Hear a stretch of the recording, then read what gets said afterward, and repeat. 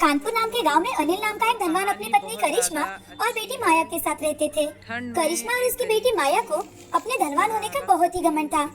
उसके घर में कामिनी नाम की औरत काम किया करती थी। जब भी छुट्टी होती, रमा अपनी माँ के साथ माया के घर काम करने के लिए आती थी। माया और रमा एक ही स्कूल में पढ़ते थे। सब कुछ अच्छे से चल रहा था। अब बारिश का मौसम खत्म होकर ठंड पड़ने लगी थी, तो एक दिन अनिल अपनी बेटी के लिए नए नए अलग अलग प्रकार के स्वेटर लेकर आता है और अपनी बेटी माया से, बेटी, तुमने जो स्वेटर सिलेक्ट करके रखे थे वो सब मैं लेकर आया हूँ। अब ठंड भी पड़ने लगी है, मेरे लाडली को स्कूल जाने के लिए अलग अलग स्वेटर भी तो चाहिए ना। तभी करिश्मा कमरे में आती है और अनिल, अरे सुनो करिश्मा, मैं माया के लिए नए स्वेटर लेकर आया हूँ, तो इसके जो पुराने स्वेटर है वो रमा को दे देना। कम से कम बेचारी ठंड में तो पहनेगी। ये क्या बकवास कर रहे हो आप? इतने अच्छे और महंगे स्वेटर रमा को दे दूं? अरे कोई जरूरत नहीं, अपनी माया ही पहनेगी। पागलों जैसी बातें मत करो। रमा माया की ही उम्र की है और मैं माया के लिए नए स्वेटर लाया हूँ ना। पुराने स्वेटर ऐसे ही रख दोगी तो वो छोटे हो जाएंगे, किसी के काम भी नहीं आएंगे। जिस बात की हमें जरूरत ना हो वो किसी को देने में हर्ज क्या है? ये बात मैं तुम्हें समझाते समझाते थक गया हूँ। अब जाओ चुपचाप जाकर माया के पुराने स्वेटर कामिनी को दे दो। अभी ठंड पड़ रही है, वो स्वेटर रमा के काम आएंगे। करिश्मा ने माया के स्वेटर लाकर कामिनी को दे दिए। कामिनी उसे अपने घर लेकर चली जाती है और घर जाते ही रमा के हाथ में स्वेटर दे देती है। रमा उसको देखती है तो वो बहुत खुश हो जाती है। अगले ही दिन रमा स्वेटर को पहनकर स्कूल में चली जाती है। जैसे ही रमा क्लासरूम में जाती है तो सभी बच्चे उसे देखकर हंसने लगते हैं। रमा को बड़ा अजीब लगता है। वो सबसे, आप सब मुझे देखकर ऐसे क्यों हंस रहे हो? मैंने कुछ अलग पहना है क्या? माया सबको चुप कराने का नाटक करते हुए, अरे चुप करो सब लोग, रमा ने कुछ अलग तो नहीं पहना है। अरे ये तो मेरा पुराना स्वेटर है, पुराना। अगर आपके पास भी पुराने ठंड के कुछ कपड़े हो तो रमा को दे देना, रमा उसे खुशी खुशी पहन लेगी। माया तो इसे कहते ही सभी जोर जोर से हंसने लगे। इस बात से रमा को बहुत दुख होता है। वो माया से, माया ऐसे क्यों बात कर रही हो? मैंने तुमसे या तुम्हारे बाबा से तो स्वेटर नहीं मांगे थे ना। ये तो तुम्हारी माँ ने ही मेरी माँ को दिया, और अगर मैं इसे पहनती हूँ तो कौन सी गलत बात है माया? जेब में पैसे तो नहीं है बेचारी के। और चलिए मुझे बातें सुनाने, हमारे कपड़ों पर पलने वाली। मेरी माँ ने दिया तो क्या तुम पहन ही लोगी? तुम्हें कुछ शर्म नाम की चीज है या नहीं? मेरे कपड़े मेरे अलावा कोई पहने, ये मुझे बिल्कुल पसंद नहीं है। और तुम्हें इतना ही स्वाभिमान है तो मेरा स्वेटर मुझे वापस कर दो। माया की सारी बातें सुनकर रमा बहुत दुखी हुई। उसी वक्त रमा ने माया को स्वेटर निकालकर उसके हाथ में रख दिया। माया ने सभी बच्चों के सामने उस स्वेटर को कैंची से काट दिया। ये सब देखकर रमा को बहुत बुरा लगा। वो घर चली जाती है। घर जाकर रमा सारी बातें अपनी माँ को बताती है। अब धीरे धीरे ठंड बढ़ने लगी। एक दिन ठंड के कारण रमा कांपने लगी। ये देखकर कामिनी को दुख हुआ। वो अपने पति से, अजी देखो तो अपनी रमा ठंड से कैसे कांप रही है। अब कल ही बाजार में जाकर उसे नया स्वेटर लाइए। कामिनी, स्वेटर लाने के लिए कम से कम 500 रुपए चाहिए। हमारे पास अब कुछ भी पैसे नहीं बचे। महीने की आखिरी तारीख चल रही है। हम अपना घर ही जैसे तैसे चला रहे हैं। हमारी इतनी भी हैसियत नहीं कि हम एक नया स्वेटर ला सके। ये भगवान न जाने हमारी कैसी परीक्षा ले रहा है। रमा बेटी, कुछ दिन ठहर जाओ। मैं पैसे आते ही सबसे पहले तुम्हारे लिए एक नया स्वेटर खरीद लाऊंगा। तब तक तुम इस चादर से काम चला लो। नहीं पिताजी, कोई बात नहीं, मैं चादर ही लपेट लूंगी। दूसरे दिन सुबह कामिनी के साथ रमा माया के घर चली जाती है और वहाँ पर अपनी माँ की मदद कर रही थी। रमा ठंड के कारण बहुत कांप रही थी। उन्हें देख माया को बहुत हंसी आ रही थी। देखो तो माँ, ठंड से कैसे कांप रही है। अब आएगा असली मजा। इन्हें अब समझ आएगी इनकी औकात। हंसते हुए करिश्मा और माया वहाँ से चले जाते हैं। थोड़ी देर के बाद अनिल काम से घर लौटता है। घर आने के बाद अनिल की नजर रमा पर पड़ी और अनिल रमा से, रमा बेटिया, तुम्हें तो करिश्मा ने स्वेटर दिया था ना, तुमने वो क्यों नहीं पहना? कितनी ठंड है देखो, तुम्हें वो पहनना चाहिए बेटिया, नहीं तो तुम बीमार पड़ जाओगी। अनिल की बात सुनकर रमा की आंखों में आंसू आ जाते हैं और वो रोने लगती है। तभी अनिल रमा से पूछता है, अरे रमा बेटिया, तुम रो क्यों रही हो? बताओ मुझे क्या हुआ है? माया ने जो रमा के साथ किया वो सारी बातें रमा अनिल को बता देती है। अब अनिल को इस बात का बहुत बुरा लगता है। वो मन ही मन, ये कभी नहीं सुधर सकते।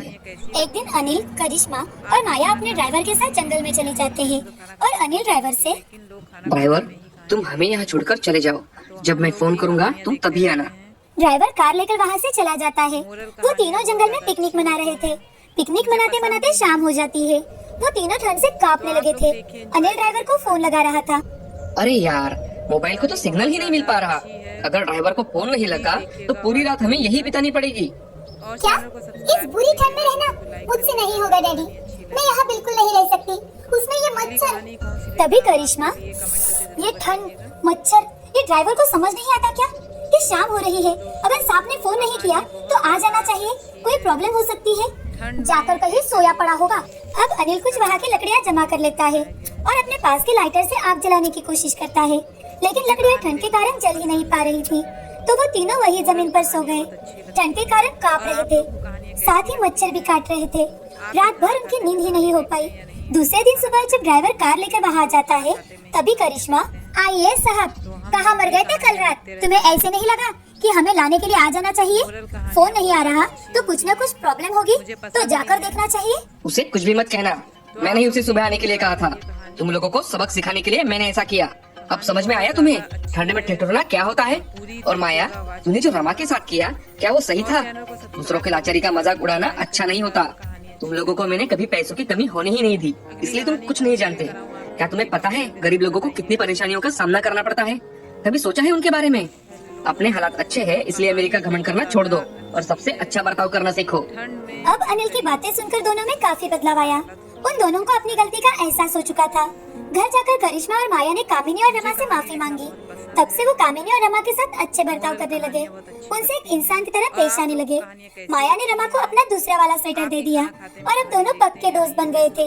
इस कहानी से हमें ये सीख मिलती है कि हमें हमारी अमीरी पर घमंड नहीं करना चाहिए। हमसे कम पैसे कमाने वालों की कदर करनी चाहिए और तो और उनकी मदद भी करनी चाहिए।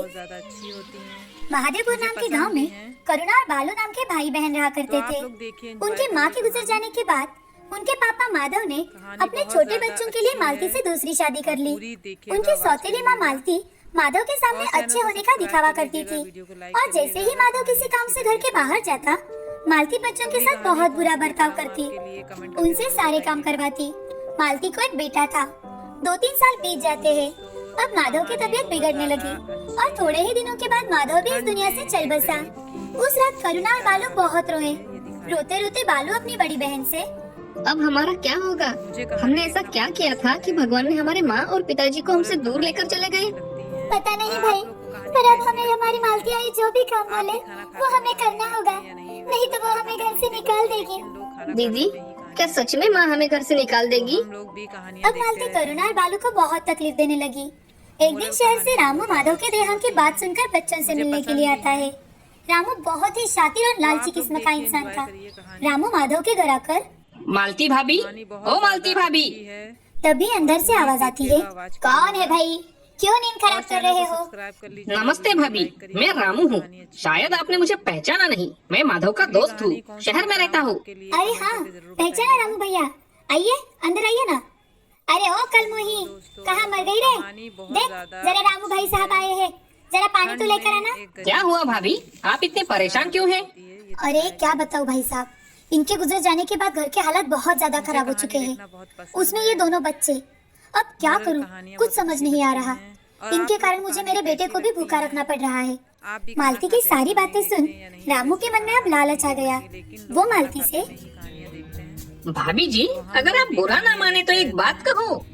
हाँ कहिए ना भाई साहब। भाभी जी, आप इन दोनों को मुझे दे दीजिए, मैं आपको इन दोनों बच्चों के 50,000 रुपए दूंगा। रामू की बातों में आकर मालती दोनों बच्चों को बेच देती है। अब रामू दोनों को लेकर शहर में जाता है। वहाँ पर वो अपने मालिक को सारी बात बताता है। रामू करुणा और बालू को अपने मालिक को बेच देता है, जिसके यहाँ करुणा और बालू जैसे बहुत सारे बच्चे थे। रामू ने उन दोनों को 1 लाख रुपए में अपने मालिक को बेच दिया, जहाँ पर सभी अनाथ बच्चों से बहुत काम करवाया जाता था। पूरा खाना भी नहीं मिलता था उन्हें। एक दिन करुणा अपने भाई से, भाई हम दोनों को यहाँ से किसी भी हालत में भागना होगा, नहीं तो ये लोग हमें मारकर हमसे कठिन से कठिन काम करवाते रहेंगे। उस पर बालू ने कहा, हाँ दीदी, हमें यहाँ से चले जाना चाहिए, लेकिन क्या ये लोग हमें अकेला छोड़ेंगे? देखते हैं, कुछ ना कुछ तो करना ही होगा। उन दोनों ने अब मन में ठान लिया था कि अब जो कुछ भी हो यहाँ बिल्कुल नहीं रहेंगे। एक दिन उनके मालिक श्यामलाल गहरी नींद में थे। बालू ने काम करते करते चुपके से देख लिया कि मालिक सो चुके हैं। अब वो दोनों वहाँ से भागने के लिए तैयार हो गए। जैसे ही दोनों जाने लगे तो मालिक की नींद एकदम से खुल गई। उसने दोनों बच्चों को भागते हुए देख लिया और उनका पीछा करने लगा। वो दोनों बच्चे किसी तरह मालिक के हाथ में ना आने की कोशिश करते रहे, लेकिन बालू बहुत छोटा था तो वो मालिक के हाथ में लग गया और करुणा वहाँ से भाग निकली। मालिक ने बालू को हाथ पकड़कर बहुत पीटा, उसे अपने साथ लेकर गया। बालू जोर जोर से रोने लगा, लेकिन उसकी आवाज सुनने वाला वहाँ कोई नहीं था। मुझे छोड़ दो, मुझे अपने दीदी के पास जाना है। बड़ी होशियारी की तुमने यहाँ से भागने की, लेकिन आखिर मैंने तुम्हें पकड़ ही लिया। ऐसा कहकर मालिक ने बालू को जोर जोर से मारना शुरू किया। बचाओ बचाओ, कोई मुझे बचाओ, मुझे यहाँ से निकालो, मुझे मेरे दीदी के पास जाना है। बालू की आवाज सुनकर करुणा तुरंत अपने भाई के पास लौट आती है। करुणा को आते देख मालिक ने कहा, आइए महारानी जी, आपकी ही कमी थी। मुझसे बचकर जाना इतना आसान नहीं है। अब देखो क्या हश्र करता हूँ मैं तुम्हारा। हम पर दया कीजिए मालिक, हमें छोड़ दीजिए, हमें छोड़ दीजिए। आपका भला होगा मालिक, हम इतना मुश्किल काम नहीं कर सकते। हम किसी को भी आपके बारे में कुछ भी नहीं बताएंगे।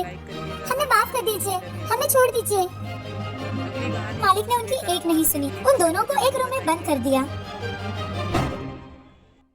उस रूम को ताला लगा दिया और मन ही मन सोचने लगा, मुझे इन दोनों बच्चों को यहाँ बंद करके ही रखना पड़ेगा, वरना मैं मुश्किल में पड़ जाऊंगा।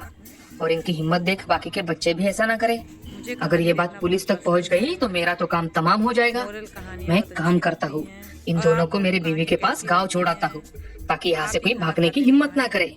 दूसरे दिन श्यामलाल उठकर बच्चों को देखने के लिए जाता है तो दोनों बच्चे एक जगह रोते हुए बैठे थे। उनको देखकर श्यामलाल बड़े प्यार से उन्हें अपने पास बुलाता है और उनसे, आओ मेरे बच्चों।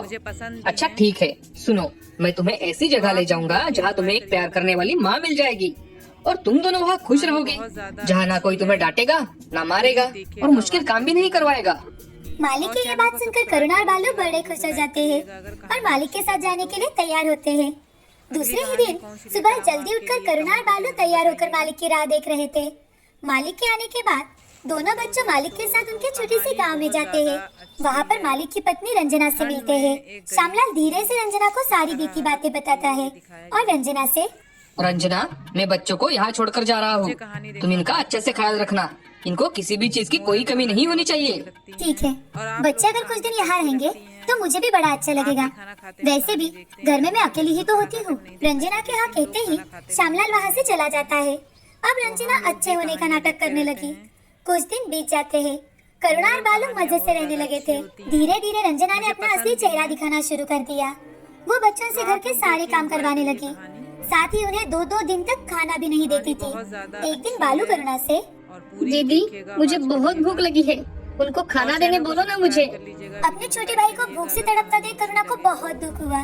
करुणा रंजना से, मालकिन, मेरे भाई बालू को बहुत भूख लग रही है, प्लीज इसे कुछ खाने के लिए दे दीजिए ना। करुणा की बातें सुनकर रंजना को गुस्सा आ जाता है। वो गुस्से से, काम धाम तो कुछ करते नहीं और खाना मांगने के लिए आ जाते हैं। चलो चलो यहाँ से, जब मन पड़ेगा तब दे दूंगी।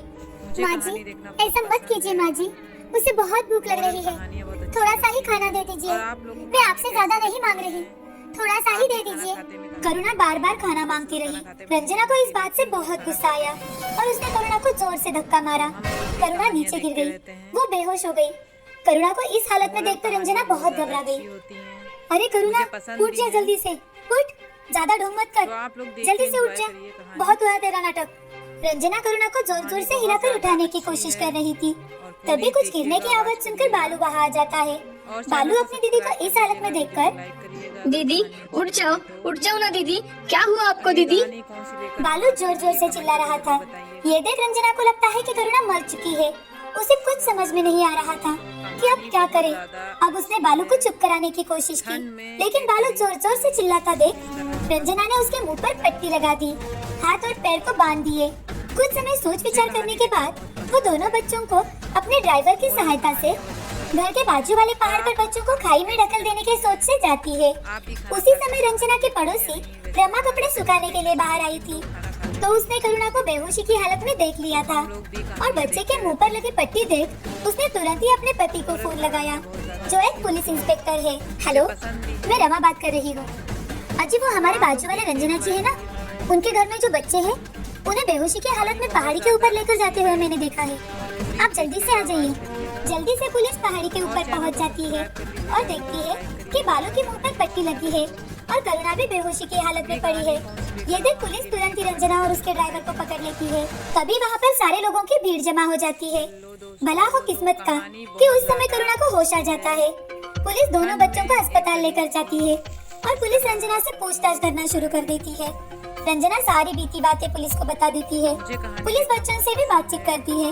तभी करुणा, हमारी सौतेली माँ ने हमें रामू काका को पैसों के लिए भेज दिया था और रामू काका ने हमें श्यामलाल को भेज दिया और इन सब ने हमें बहुत सताया और मारकर हमसे जबरदस्ती काम करवाया। पुलिस अंकल, वहाँ सिर्फ हम नहीं थे, वहाँ और भी कई अनाथ बच्चे हैं जिन्हें खरीद कर लाया गया है। दोनों बच्चों ने पुलिस को रोते रोते सारी बातें बता दी। फिर पुलिस ने तुरंत ही मालिक श्यामलाल, उसकी पत्नी रंजना और सौतेली माँ मालती रामू को जेल में डाल दिया। सभी बच्चों को अच्छे अनाथालय में डाल दिया गया। उनका सरकारी स्कूल में दाखिला करवाया गया। उन्हें जरूरी चीजें देकर एक जगह बसा दिया गया। इस तरह अब सभी खुशी खुशी पढ़ने लिखने लगे, सभी खुशी खुशी रहने लगे। इस कहानी से हमें यह सीख मिलती है कि जिंदगी में हमें सच्चाई के रास्ते पर चलना चाहिए। बुराई का अंत बुरा ही होता है। Thanks for watching. Like and subscribe.